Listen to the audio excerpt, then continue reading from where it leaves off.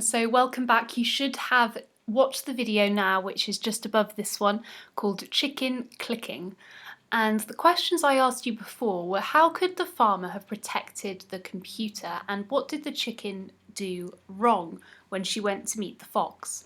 So I'll just go over those answers for you. So the farmer could have used password protection, so he could have used a better password if he hadn't used the password at all, because obviously the chicken knew the password if he had used it, or he could have just simply used a password. The chicken would not have been able to access his accounts and be able to buy all of the things that it did if he had a good password. And the chicken did something wrong when she went to meet the fox. Obviously the fox didn't have the best intentions, probably didn't want to be friends with the chicken. But she thought that's what she was looking for. She thought she was talking to a friend over the internet that was another chicken, but actually happened to be a fox. So she could have avoided this by telling her family what she was doing. And she also needs to remember not to trust strangers on the internet, because they're not always who they say they are. Right, so for the rest of our lesson, we are going to be looking at how we can make sure our passwords are secure. Okay, so we are going to learn how to protect our online identity and privacy. Success criteria, so at the end of the lesson we should have been able to do all of these things to be successful. To know why we use passwords, to be able to recognise weak and strong passwords, and to know how to create a strong password that is easy to remember. So how good is your password? According to the Telegraph, which is a big newspaper, here are the top five most commonly used passwords in 2017. So you can see they're quite simple passwords. So number 1, the most commonly used, is 123456. Number 2 is 12345678 Number 3 is QWERTY, which is the first 5 letters on your keyboard. Number 4 is 12345678. And number 5 is 6 ones in a row. So can you see any patterns? Most are numbers, and I've already told you why QWERTY, it's the first 5 letters on our keyboards. Are any of them the same or similar to your passwords? How good is your password? So how good is a password? Is it easy to hack or crack? So let's see how good your password is. Visit the website below. What I've done is I've actually included a link on our frog page for this. So go back to it afterwards and click on that and see how secure your password is. So you type in your password and it'll tell you how good your password is. Why passwords? Okay, so it says discuss in pairs, but most of us probably can't do that at the moment. So we won't be sharing our answers, I'll just be going through it with you. So how long would it take to crack your password? So I've thought about this before. So I used to have passwords that were not very secure. So you could think about something everyone might know about you. So maybe you guys all know I've got a new kitten called Ivy. So if my password was Ivy, that would probably be very easy for you guys to guess what my password was.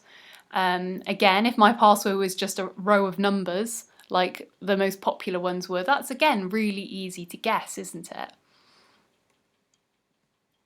Okay, why passwords? We use computer systems for almost every part of our lives, such as social networking and online banking. Can you think of any other everyday things people use computers for? So there's a whole list of them there. And of course now we use it for our online learning as well. So we're on computers even more than we've ever been before. So we use computers for email, for video conferencing. So hopefully I'll be talking to you all using Zoom at some point. ATM, so cash machines, is actually a type of computer. Entertainment, so we watch Netflix and stuff like that. That's all using the internet. Shopping, gaming, house hunting, anything else? So you might do your clothes shopping, you might do your grocery shopping. Can you think of anything else? Right, we need passwords to keep our personal and private information safe. Without passwords, anyone could access our private information. So that would obviously be very bad if someone got hold of your bank details or something you wouldn't want them to see. Strong passwords. Criminals and hackers are getting better at breaking into computers. Therefore, it is wise for us to make sure our passwords are difficult for them to crack. A strong password is one that is difficult for someone to guess or crack. A weak password is one that is easy for someone to guess or crack. So like I said, if my password was Ivy123, that would probably be a very weak password because you all know I've got a cat called Ivy, and 123 or any numbers all in a row is quite easy to guess. Strong passwords. Look at these passwords. Which are weak and which are strong? So you can see it's written next to them which one are weak and which one are strong. So Mickey Mouse is weak. Why do you think that might be? I guess it's a name of something, isn't it? IAB56 yes underscore sir. That's a mixture of lots of letters and numbers which don't necessarily make sense. An underscore, it's got some capital letters in there as well. Lucy Jones, Lucy underscore Jones, that's someone's name again. You can see why that one might be weak. Let me in, all smushed together. Again, you can see why that one might be weak. Then we can see the strong ones are lots of random letters and numbers, uppercase and lowercase, with different types of punctuation in them. Choosing a password.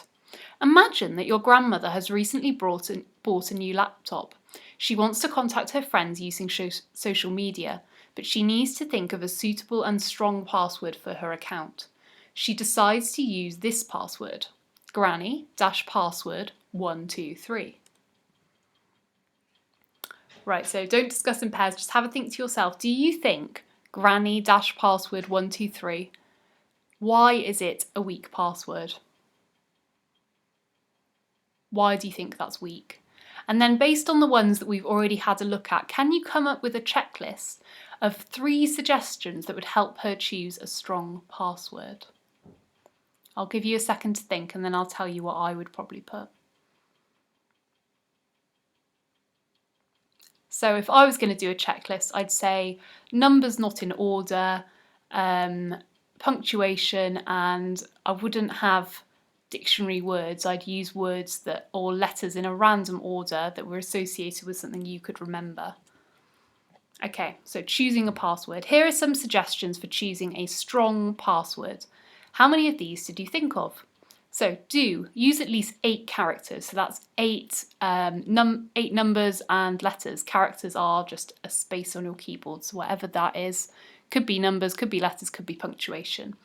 Or even more if possible, 12 is good. Use a mixture of numbers, symbols and special characters, and uppercase and lowercase letters. And try to use a different password for each account. Choosing a password. Here are some suggestions for choosing a strong password. How many of these did you think of? So these are don't, so don't do these things. Don't use names or dictionary words, these are easy to guess. Use obvious substitutions such as swapping the letter 0 with a 0, swapping the letter O with a 0 even. Write down your password to try and memorise it. Or don't write down your password, try to memorise it, and don't share your password with anyone. Right, choosing a password. Now we know how to recognise a strong, good password, but how will we remember it? This is a method for creating a strong password that might be easier to remember. So think of a sentence that you will remember, such as, I love juicy red apples. The longer the sentence, the better. And then take the first letter of each word and put them together. So I love juicy red apples would be I-L-J-R-A. Okay. Then make every other letter uppercase. So lowercase I, uppercase L, lowercase j, uppercase r, and lowercase a. Add some numbers or symbols in between each of the letters, such as your date of birth backwards. Okay. And then add a smiley face at the end. So apparently this password would take a computer 47 million years to crack. So if you have, after this, you've come to back to our frog page and you've clicked on the link to see how strong your password is. If it says it's not very strong, then maybe come back to this page and see if you can do this method with something that a sentence that you will remember to help you build a really strong password. Right, pause for thought. How strong is your usual password? Think about what you have learned today. Can you come up with a new, strong and memorable password? That's just like what I've just said, isn't it? Phishing. Phishing is when you are sent an email that pretends to be from a trusted source, such as a bank or building society. Banks or building societies never normally ask you to send your details over the phone or by email. If you think you have received a phishing email, never reply to it. Instead, you can report the email. So this is when someone's pretending to be someone they're not. Phishing emails are often cleverly disguised to look as if they came from a real bank or other trusted organisations. Criminals or hackers use phishing emails to try and get you to reveal your personal details and passwords, so they can access your online accounts. Would you be able to recognise a phishing email? Okay, so here's an example of an email. How can you tell that this is a phishing email? So we'll have a look first at the to address. So to customer@awesomeemail.com from Bank of the World. Dear customer, in the interest of better online security, we are asking for all customers to check their account details. Please reply to this email immediately with the following information: your bank account number, your full name and address, your account password. It is essential that you reply as soon as possible in order to protect your bank account. Kind regards, Miss J. Moneypenny, CEO, Bank of the World. Right, so how can you tell this is a phishing email? So remember, we've already said that banks will never contact you via email to ask you to do something like this. So first off, that's a really easy way to see that it's a phishing email. And there are plenty of other clues as well. So you can have a look at how it says to customer. So it's not actually addressing you specifically, it's just saying customer. And awesome email is not very professional sounding, is it? Bank of the World as well. Not sure if that's a real bank. So there's lots and lots of little clues there. Two-factor authentication. So sometimes even having a strong password is not enough. Criminals and hackers are getting better all the time at breaking into private accounts and cracking passwords. Two-factor authentication, also known as 2FA or TFA, is another level of protection that requires more than just a strong password. Let's see how it works. So, as well as having a password, a system can use 2FA. Will often send a unique number code to your mobile phone or email account every time you want to log in. You can only log in when you type the number or code. There are apps available to make this process easier. So say you're trying to log into something that needs this two-factor authentication. You'll enter your details, your email address or your login details, and then you will get a number on your mobile phone so it knows that it's sending that number directly to you. You type that in, so you do a password and this number before you're able to log in. Right, pause for thought. Whereas a password is something you know, a two-factor authentication code is something you have. Let's bring it all together. So, a strong password is one that is difficult for someone to guess or crack.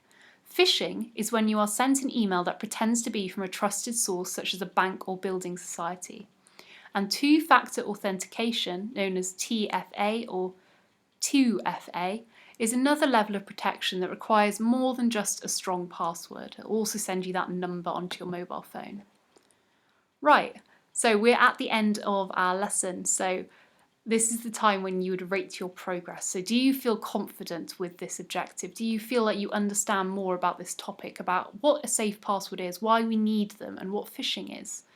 So remember when we were at school, we would mark our LOs with green, yellow, or pink.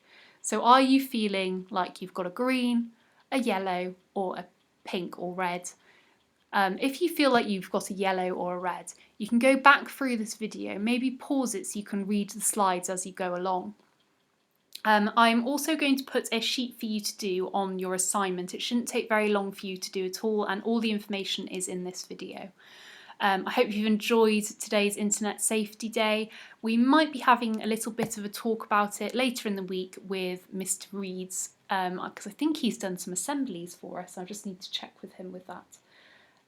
But yeah, after this, you're moving on to your Spanish and handwriting, and then you're reading for pleasure, and then you are done for Monday, and it's the last Monday of this half term. Well done.